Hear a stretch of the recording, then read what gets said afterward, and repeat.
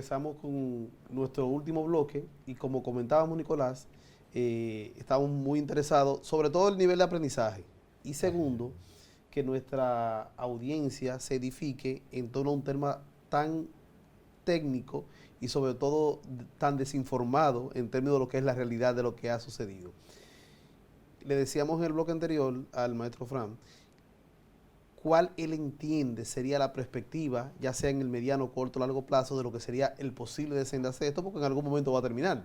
Es lo primero. Y segundo, cuál sería el resultado final que le dejaría a la humanidad, al mundo, este conflicto, ya sea en términos económicos y geopolíticos.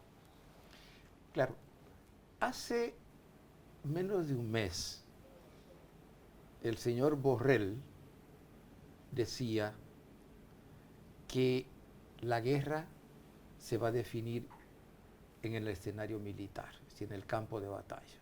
Lo decía... Con las armas.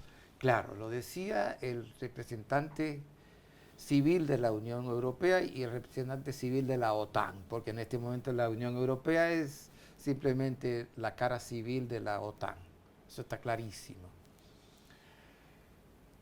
Sin embargo, ya aparecen voces dentro de la propia Unión que dicen que no, que eso hay que resolverlo por la vía de las negociaciones. Ayer, justo ayer, un país de la Unión volvió, parece que el hombre nos fumó algo raro por ahí, y volvió a decir que el conflicto se va a resolver en el campo de batalla.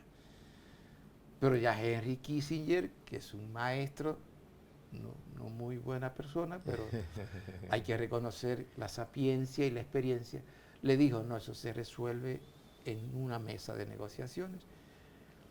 Y la propia realidad está llevando a...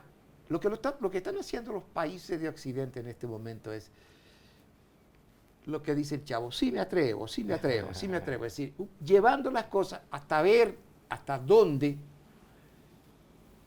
aún desangrándose el pueblo ucraniano, hasta dónde ellos pueden manejar esto y ver dónde pueden llevar, porque la idea es debilitar a Rusia. Ellos saben que no la van a derrotar. En este escenario no la van a derrotar. La idea es debilitarla. Por eso decía el otro día Macron, no traten de humillar a Rusia porque es el socio con el cual tenemos que sentarnos a negociar. Es correcto. Y en este momento los dos países menos esquizofrénicos de la Unión Europea, en cuanto a eso me refiero, los dos gobiernos me refiero, en cuanto al conflicto. Turquía y Francia. No, son Francia y Alemania. Y Alemania tiene dos discursos. Pero recuerde, Frank, que Turquía fue la que puso la objeción para que no ingresaran a la OTAN. Finlandia y Suecia. Correcto. Sí, que lo acaba de quitar ahora porque le van a modernizar los F-16 que tienen ahí. Una flota de F-16, Estados Unidos se la va. Pero no, pero eso no es problema porque, por otro lado, Turquía es un buen aliado de Rusia. Y sabe por qué, porque es estratégico para ambos países.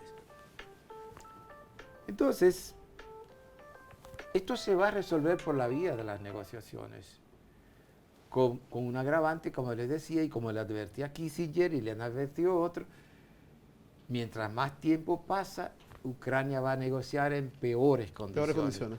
Porque la negociación va a ser sobre el terreno, y eso está clarísimo, y vamos a negociar de aquí para allá. De aquí para acá, eso no entra en discusión. Cada día que pasa pierdo. Y ese de ahí para acá, el para acá, cada día va haciéndose mayor, porque se va corriendo más la frontera. Se pierde más espacio. Claro, hace 2 meses, simplemente la cuestión se discutía en una parte de Gerson, una parte de Kharkov y todavía una parte del Donbass. Ya no. Ya está. Si usted ve los mapas al día de ayer, va a ver que son los 3 oblasts, las 3 provincias del este. Kharkov, Lugansk y Donetsk ya están en rosado, que es el color que están poniendo para los territorios que ya están en control. Pero Zaporilla, que al principio la intervención fue para proteger la mayor planta nuclear de Europa, que está ahí en Zaporilla, y con esos locos del batallón Azov, que son los que usan la suástica aquí, y son soldados regulares del ejército ucraniano, evitar una situación, Nuclear. un desastre, pues ellos son capaces de cualquier cosa. Entonces, se ocupa la planta, pero ya no es la planta, ya se ocupa el oblast casi completo. Y Gerson, que está dividido en dos partes por el río Dnipro, en la parte sur del río está más o menos el 60% de la población, la parte norte el 40%. Ese 60% del sur también está ocupado. Ramón, yo he quedado gratamente sorprendido con la profundidad que tiene el profesor Frank Una Cáceres. cátedra. Cualquiera diría que el maestro es historiador, sin Sí. embargo su formación es... Y sobre todo historiador ruso. Según lo que podemos apreciar, Frank, usted tiene conocimiento de todo lo que es esa zona geográfica mucho antes del conflicto, porque Claro. nadie va a tener un conocimiento tan profundo en el breve tiempo que tiene la guerra. Y específico, puntual. Sí, ciertamente, yo soy un apasionado de la geografía. Y así en términos de esa parte del mundo, conjuntamente con el Oriente Medio, yo empecé a ocuparme desde la Guerra Civil del Líbano en 1975. A partir de ahí me interesé por estudiar un poco más la geografía y la historia de esos pueblos. Y le he dedicado una parte de mi vida a leer sobre esos asuntos. Pero lo que pasa es que, como dicen en términos galleros, Frank es un gallo tapado. Sí, sin dudas. Tiene una tarea bien hecha. Maestro Fran, en términos ya de lo que es el patio, como decimos popularmente, suelo dominicano, una economía dominicana que se ha visto golpeada sobremanera por el efecto COVID, post-COVID, a eso le sumamos todo lo que ha tenido que ver con el mismo proceso de desabastecimiento.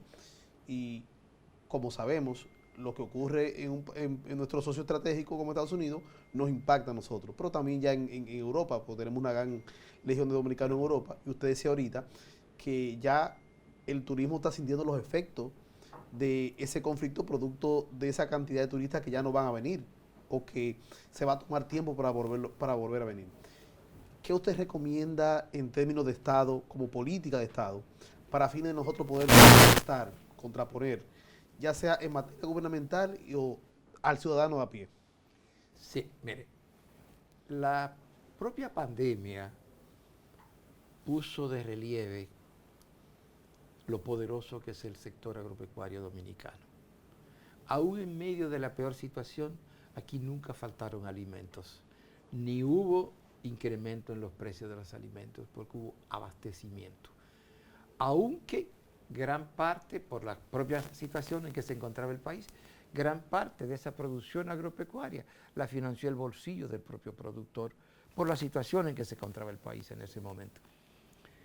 Entonces, si ya el sector agropecuario dio muestra de robustez, Autosuficiencia, claro, seguridad alimentaria. Claro, seguridad y soberanía alimentaria, porque estamos produciendo en algunos rubros el 100% y más, y en otros un porcentaje bastante elevado, no el 100%, pero sí cercano en muchos otros rubros. Entonces miremos con confianza a ese sector y apostemos a ese sector, que lo tenemos ya no olvidado, pero sí le quitamos un poco. Subutilizados. Claro, porque apostamos mucho a las remesas y al turismo, que son muy importantes, y después a las zonas francas, y nos olvidamos del sector Yo le agregaría, agropecuario. maestro Fran, otro elemento que es menos productivo que ese, que es los commodities y la economía de casino. ¿Por qué? Porque ustedes, Nicolás, saben que gran parte de ese sector se ha visto afectado por el efecto de los commodities, producto de que se les hacía más fácil a grupos de poder hacer negocio con intermediación en términos de rubro que producción local. Sí, no, definitivamente. Ahí se necesita creatividad de parte de las autoridades locales Sí. para empezar a ver, porque aquí no hay nada escrito. Sí, señor. No hay nada escrito. Pero precisamente el hecho de que no hay nada escrito da oportunidades. Y si nos ponemos creativos y racionales, repito, veamos cuán potente es el sector agropecuario dominicano. Apostémosle al sector agropecuario y veamos a partir de ahí, mientras se restablece el turismo. Diversificar la oferta agrícola. Correctamente. Maestro Nicolás, como todos sabemos, el tiempo en televisión es un poquito limitado y para conversar con una persona como el maestro Fran necesitaríamos de varios programas, pero Así tiene que es. comprometerse con nosotros a medida que la crisis Rusia-Ucrania vaya avanzando para fines de definición y de que él vuelva a dedicarnos otros programas para seguir conversando de ese y otros temas. Claro que sí, así que le damos las gracias al maestro Fran Cáceres por acompañarnos y esperamos también que en ese... Otra arista. Sí, Amigos colaborar. televidentes, esperamos que haya sido de su agrado, de que este filete que le brindamos el día de hoy puedan, al igual que nosotros, salir edificados. Nos vemos el próximo domingo en televisión de 4 a 5 de la tarde con otro programa igual que este interesante para todos ustedes. Esperamos.